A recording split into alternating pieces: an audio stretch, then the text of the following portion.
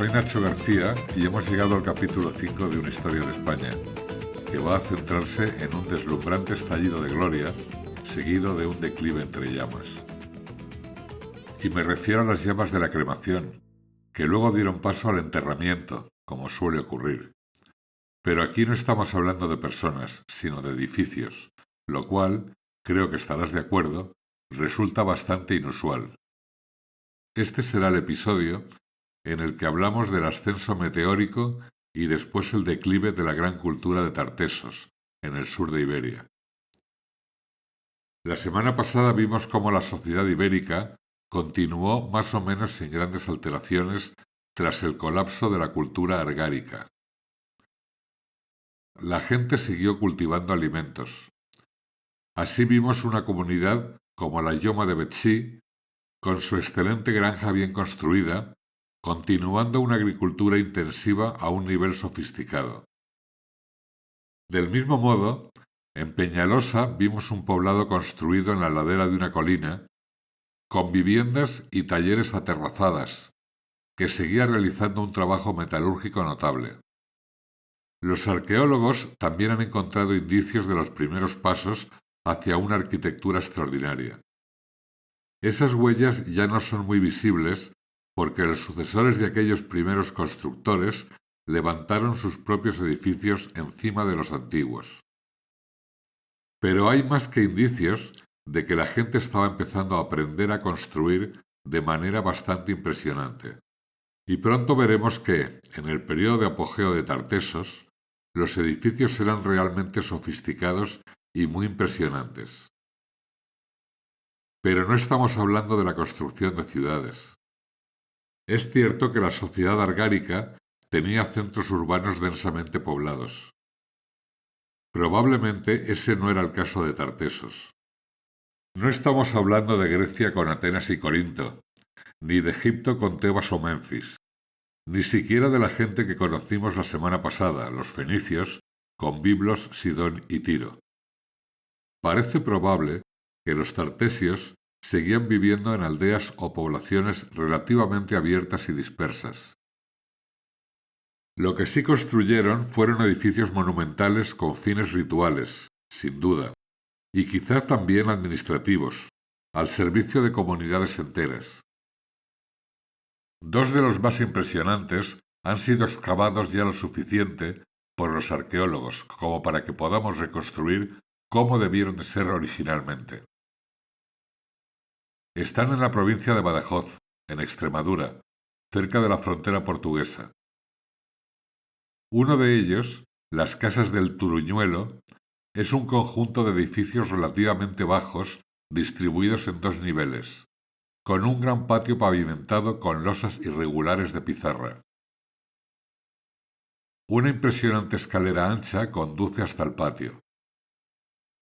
El otro, Cancho Roano, era mucho mayor y estaba situado en una especie de isla artificial formada al rodearlo con un foso lleno de agua. Lo que vamos a analizar en este episodio es cómo el contacto entre las ya sofisticadas sociedades de Iberia y la cultura aún más compleja procedente de Fenicia inspiró la creación de edificios monumentales tan extraordinarios. Y luego veremos qué les ocurrió al final. ¿Qué provocó, en primer lugar, el aumento del contacto entre íberos y fenicios? Bueno, dado que la metalurgia continuaba más o menos como antes, a lo largo de toda la costa mediterránea oriental de Iberia y después rodeando hacia la costa atlántica meridional, estoy seguro de que la gente mantuvo algunos contactos con las redes de importación de metales como el estaño, fundamental para el bronce de la Edad del Bronce, mucho después del colapso del Argar. Esas redes los habrían puesto en contacto con muchos otros pueblos, y en particular con los fenicios. Y ellos, como descubrimos la semana pasada, eran navegantes, interesados en el comercio, y sin duda siempre atentos a cualquier oportunidad de negocio. Finalmente, a medida que se expandían por el Mediterráneo, aparecieron en Iberia. Eso ocurrió hacia el siglo IX a.C., y descubrieron que aquello era una mina de oro. Literalmente, aunque en realidad era más bien una mina de plata y aún más de cobre. El momento difícilmente podría haber sido mejor. La sociedad fenicia era altamente sofisticada, con su brillante nuevo sistema alfabético de escritura y su artesanía muy desarrollada en tejidos, madera y, sobre todo, metalurgia y joyería, entrando en contacto con gente que había conservado y desarrollado sus propias habilidades, especialmente en el trabajo del metal. Difícilmente podrían haber estado más preparados para absorber y aprovechar la influencia y el conocimiento que los fenicios podían transmitirles. Y eso fue especialmente cierto en Tartesos, en el sur de Iberia. Su núcleo principal se encontraba a lo largo del valle del río que hoy llamamos Guadalquivir, que desemboca en el Atlántico unos 80 o 90 kilómetros al sur de Sevilla. La zona del estuario es propensa a los sedimentos y a las marismas cambiantes. El río desembocaba antiguamente en una gran bahía que ya no existe. El río era navegable tierra adentro durante una gran distancia, de modo que incluso lugares cercanos a la actual Sevilla se habrían sentido conectados al comercio mediterráneo y atlántico. El Guadalquivir unía fértiles y ricas zonas agrícolas con el mar. Estamos hablando de una época que se prolongaría prácticamente hasta tiempos muy cercanos a los nuestros, desde luego hasta el siglo XVIII, antes de la Revolución Industrial, cuando en última instancia toda la riqueza procedía de la tierra. Controlar la tierra significaba controlar la producción de alimentos, y en particular cualquier excedente alimentario que pudiera producirse. Estamos hablando de una época en la que, como ya hemos visto, se invertía mucho esfuerzo en cosas como la producción de metalurgia de alta calidad. No hay duda de que la riqueza se exhibía en joyas y trabajos metálicos refinados. Pero la verdadera base de la riqueza seguía siendo la tierra y el control de los elementos producidos por ella. Este control otorgaba a los grupos aristocráticos que lo ejercían la capacidad de destinar mano de obra a los proyectos que consideraban importantes. Parece muy probable que justo antes de los días gloriosos de Tartesos empezaran a surgir en el valle del Guadalquivir grupos dirigidos por élites aristocráticas de este tipo, en la región que acabaría convirtiéndose en Tartesos. El nombre Tartesos fue utilizado por primera vez por el historiador griego Heródoto, pero él escribía en una época en la que Tartesos ya estaba en pleno declive y empezaba a convertirse en materia de leyenda. No está claro si pensaba en Tartesos como el nombre de un río, en cuyo caso probablemente lo identificaríamos con el Guadalquivir, o de una ciudad situada en la desembocadura del río. Parece muy improbable que hubiese allí una gran ciudad como Atenas, Tiro o Cartago, pero es posible que existiera algún asentamiento. No es difícil imaginar que los navegantes que llegaran allí y encontraran riqueza y un buen centro comercial empezaran a pensar en él como una ciudad. Y al regresar a sus tierras, la imagen que habrían creado podría haber sido algo semejante a las grandes ciudades de Fenicia o Grecia. Si realmente existió allí un asentamiento, sin duda habría sido mucho más pequeño que aquellas grandes ciudades, y desde entonces ha desaparecido, quizá como parte del proceso de sedimentación y desplazamiento de las marismas. Eso ocurre con frecuencia en la desembocadura del Guadalquivir. Heródoto incluso identificó a un rey de Tartesos llamado Argantonio, que habría reinado durante 80 años. Eso suena extremadamente improbable. Igual que soy muy escéptico respecto a la existencia de una gran ciudad en la desembocadura del Guadalquivir, también soy escéptico respecto a que hubiese algo que pudiera considerarse una capital de Tartesos o un individuo concreto que fuese su rey.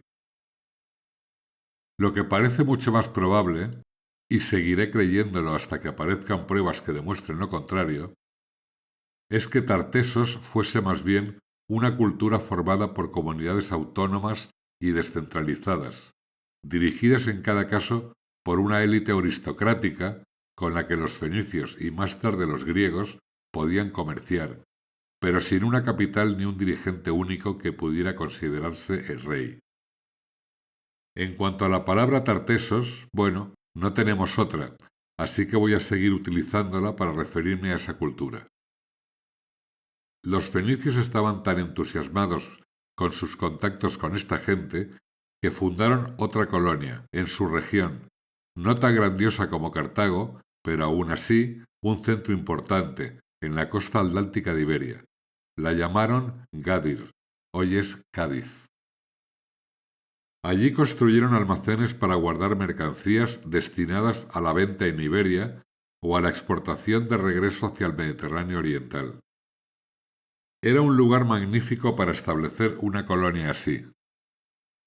Está situada sobre una península, lo que la hacía muy fácil de defender, y posee una hermosa bahía que sirve de puerto. Todavía hoy se pueden visitar algunas de las zonas de almacenamiento donde los fenicios guardaban los productos con los que comerciaban. De hecho, una de ellas es conocida como la Cueva del Pájaro Azul. Según su publicidad, es ahora el local de conciertos flamencos más antiguo del mundo. Desde Gadir, los comerciantes fenicios se expandían por toda Iberia, y sobre todo hacia Tartesos, intercambiando productos procedentes de otras partes del Mediterráneo, aceite de oliva, vino, cerámicas de alta calidad, objetos de vidrio o joyas. Y recibiendo a cambio principalmente materias primas, sobre todo metales, pero también una salsa de pescado muy apreciada e incluso pescado mismo, para exportarlos hacia el este. Esto recuerda modelos que los sistemas coloniales posteriores nos han hecho familiares, en los que los colonizadores introducen productos manufacturados y extraen materias primas, mientras que el valor añadido, la transformación de esas materias primas en productos terminados, queda bajo el control de la potencia colonizadora. En cualquier caso, la conexión con el comercio mediterráneo a través de los fenicios dio a Tartesos un impulso colosal, llevando a la aparición de una élite inmensamente rica y poderosa, muy parecido a lo ocurrido en la cultura del Argar.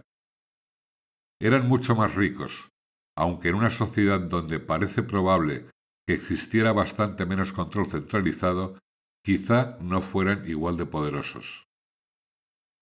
Podría pensarse que gran parte de este comercio consistía simplemente en trueque, intercambiando cierta cantidad de vidrio y joyas por determinada cantidad de cobre y plata. Pero en realidad empezaba a surgir algo parecido a un sistema monetario, en el que el peso de la plata se convertía en el denominador común, la unidad mediante la cual se establecía el precio. Así, cierta cantidad de plata equivalía a determinada cantidad de vidrio o de materia prima. Una de las cosas que hacían los fenicios, para gran admiración de los íberos, era mantener registros escritos de sus actividades. Así, los tartesios, junto con sus vecinos ibéricos del sur y los de la costa oriental, pasaron a formar parte del grupo de pueblos que adoptaron la brillante idea fenicia de la escritura alfabética. Por primera vez, en Iberia empezaban a surgir culturas con sistemas de escritura capaces de contar su propia historia. Sabemos cómo eran los caracteres tartésicos. Incluso podemos identificar los sonidos a los que correspondían. Por desgracia, lo que no sabemos es la lengua en la que estaban escritos. De modo que podemos descifrar algunas inscripciones, pero no necesariamente comprender lo que significan. Posiblemente fuese una lengua pre-indoeuropea y, desde luego, una lengua de la que todavía no sabemos lo suficiente. La escritura fue, obviamente, la influencia más importante que los fenicios ejercieron sobre los tartesios, pero ni mucho menos la única.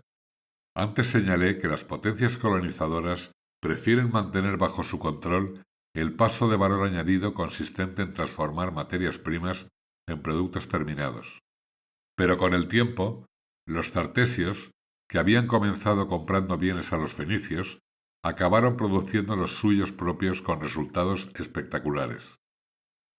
Produjeron excelentes cerámicas, ciertamente comparables a cualquier cosa que importaran. Hay una extraordinaria estatua tartésica de un felino alado en el Museo Getty de Los Ángeles. Y crearon magníficas piezas de joyería, quizá en ningún otro lugar de forma tan impresionante como en el Tesoro del Carambolo, aunque debo admitir que algunos expertos creen que en realidad podría haber sido obra de los fenicios.